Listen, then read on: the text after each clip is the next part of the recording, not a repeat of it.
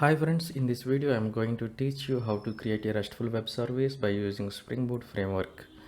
If you open STS tool, you will find this menu, and if you go to file option and navigate in new, and here you will find Spring Starter project. If you click on this option, a pop-up will come. Here you have to give few details.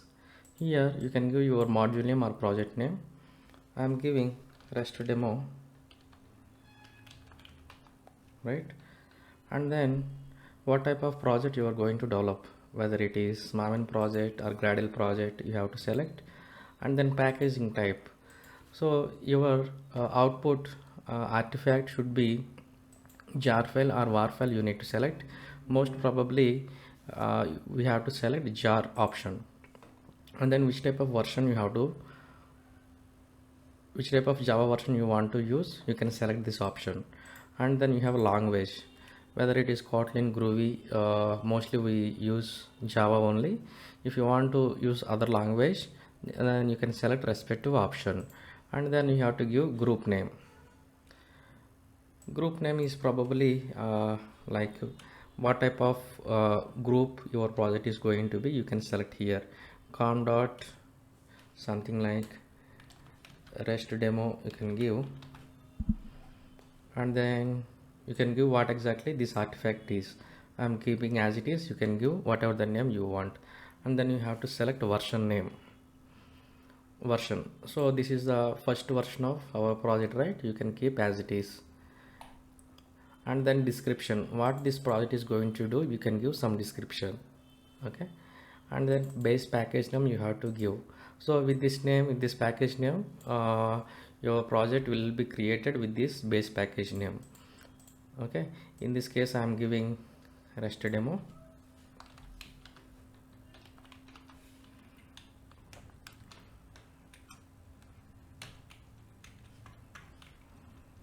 Rest.demo I am giving. So generally on the naming convention what we follow for the package is reverse domain we follow, like com dot module name dot company name, like that we have to give. Like I'm clicking on next. This section is very important one. Here you have to select what are the starters your project is going to be going to contain. You have to select here. So because we are implementing a RESTful web service, obviously we have to select web module. And then if you have some database connectivity, you can select JPA. So but in this demo I'm just hard coding, I mean returning hard coded data, that's why I'm selected only web. And you can select some utility starters as well, like dev tools. So what is the purpose of, what is the main intention of this dev tools is, whenever you do something is for your class, generally you have to restart your server. But if you use this starter, you no need to restart. So restarting logic or restarting functionality will be taken care by this dev tools starter. And click on next, click on finish. This will, if you see here, this will download all the artifacts or jar files required based on your starter selection, and then it will create your skeleton of your project. So all these pom.xml, whatever the options you have selected, based on that it will create pom.xml. If you see here, we have selected starter and we have selected dev tools, and if you select some other starters, those will be added here based on your selection. Okay, if you want to do some testing, unit testing, so for that one Spring Boot starter test also will be included, right? So if you select this one, source package, a class Java class will be created. This is the main application you are going to work with. So if you want to start your application, you have to run this main method, so then your application will be started. So before that, because we are going to develop a RESTful web service, I am going to create one package with the name controller class, or you can create a package for the better maintenance, package dot controller.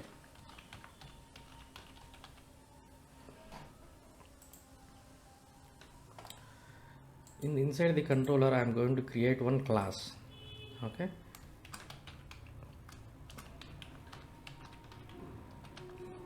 so all the controllers should be should be there inside this package. So that is a better maintenance of your project. Once the class is created, so you have to annotate this class with @rest controller, @rest controller. Okay, that is the next step is you have to create a handler. Okay, handler means it is nothing but a method which is responsible to return your RESTful web service response. So in case of create, it should accept some input data. So in case of get type of request, it has to return some data. So based on your requirement, you have to create a web service. So nothing but a method. Okay, first let me create a method here, public. Let's say I want to return list of employees, list of employee. Okay, so my method name is get employees.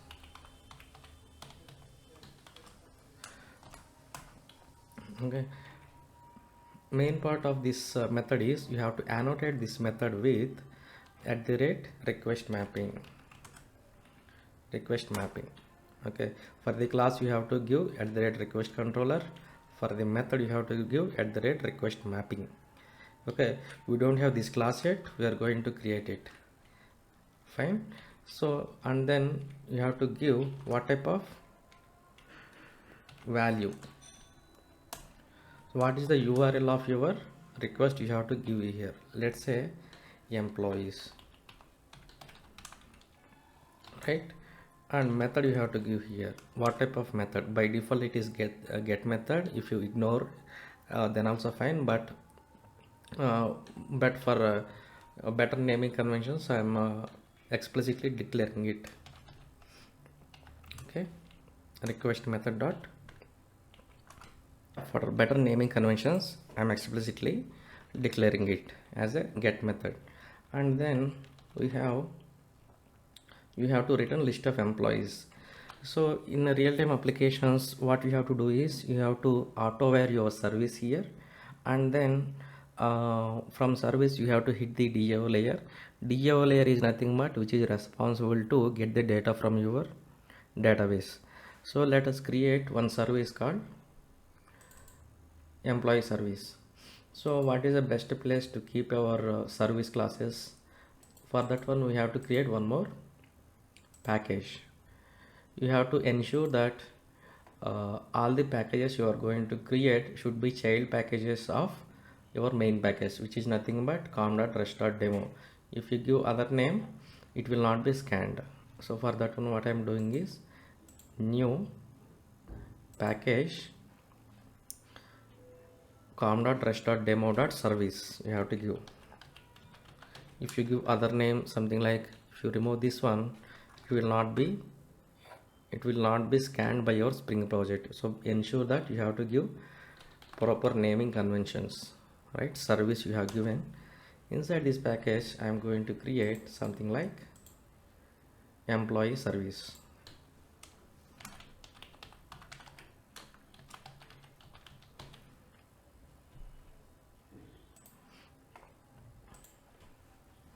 Similarly, I am going to create model objects.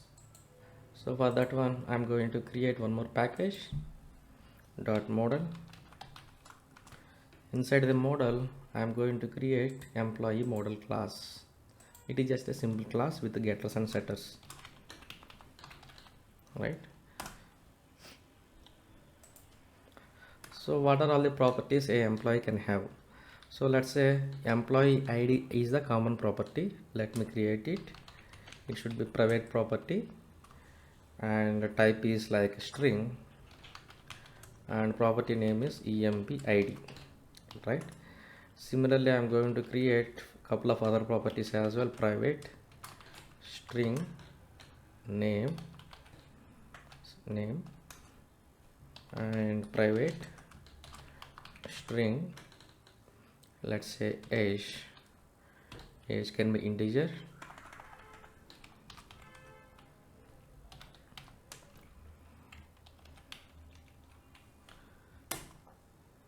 Let's say we can give one more property called salary. Let's say private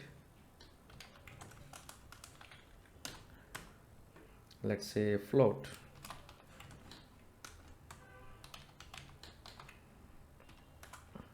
So in order to access these properties, we have to create getters and setters.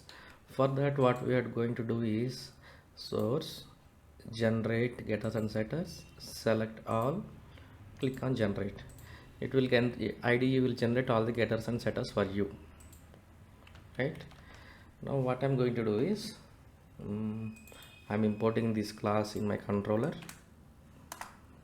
Okay, and then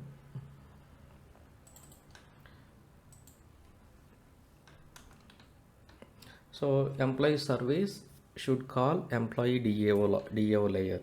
Okay, first for that one I'm going to create one method here, public let's say list of, what is the return type, same as list of employee, get employees.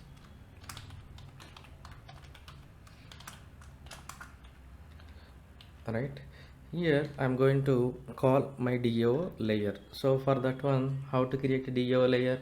Again, you have to create one more package called DAO. DAO stands for data access object. Okay, so creating a package and then creating a class, new class, employee DAO.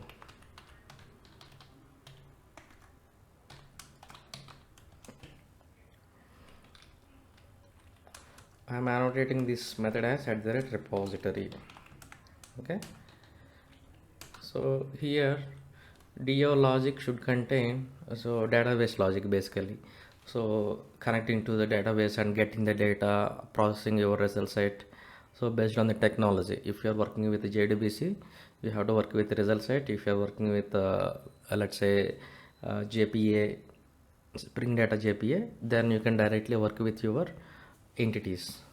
Okay, so for the simplicity, I am just returning the hard-coded data here. In this case, in other example, we will see how to get data from the database.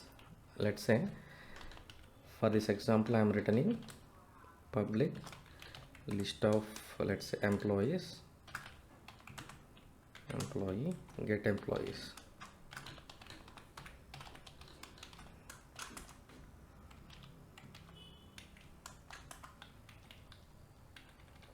I am creating 3 employees here. Employee 1 I am saying is equal to new employee.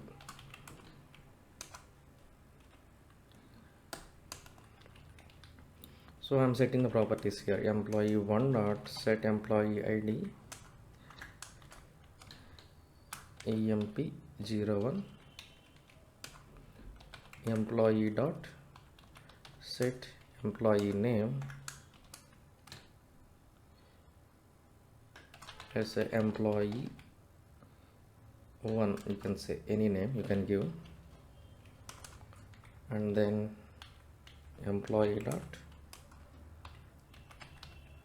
set age let's say 30, employee dot set salary, let's say 50,000,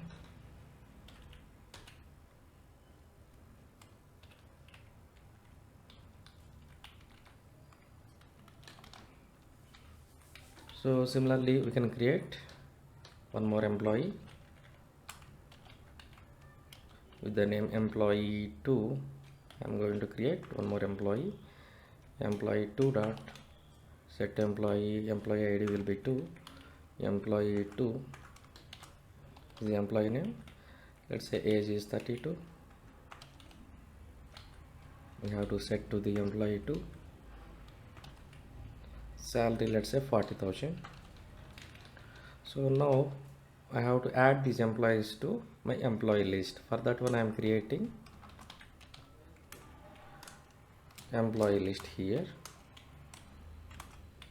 employees, let's say new array list. Right, I'm adding these 2 employees to list. Let's say employees dot add employee 1 and employees dot add of employee 2. So, and I have to return this list. I am saying return employees. So what is this logic? We have hard coded here, but in the real time you never do like this. In this method you will have some JDBC logic which connects to your database and will fetch the data, and you have to convert that result set object into some employee object and then you will return. But for this example we are just returning the hard coded data. So who will call this class? Your service only call your DAO logic, not the controller. That's not a good practice. So only let's auto-wire this employee DAO in our service. Let's say because it is a service, we have to annotate with @service. Okay, and then you have to auto-wire your DAO logic. Let's say auto-wire DAO. What is the DAO logic? Private employee DAO. Let's import it, employee DAO. So once it is auto-wired, you can call this method directly, employee DAO dot your get employees, and then you can return this. What are the data you are getting from employee DAO? Then you have to return that response. So for that one you can keep return here, return statement, return. So your service is ready. So generally what type of logic we keep inside service is some kind of, let's say any business logic. So I want to return only the employees whose age is greater than 50 or salary is greater than so and so. So that type of logic we generally keep inside your service. But in our case we don't have any that type of logic, so I am returning all the data. So who will call this service? Your controller has to call this service. Let's go to controller. So in order to call your employee service, you have to auto-wire it first. So let me auto-wire @auto-wire private employee service and import it. You can give variable name, anything. So inside this return employee service dot get employees. So your controller is ready now. If you save this, and yeah, we have saved our application, and let us see how it runs. So because it is a Spring Boot application, you have to go to your main method. Main method will reside inside your base package. That is the convention we have to follow. So here it is the main method. If you right click, run as Java application or Spring Boot app, anything is fine. If you run it, you can see Tomcat is started on so and so port number 8080. In order to access this application, we can use Postman, or you can use browser also if it is a simple get method. So I'm using Postman. Let me open it.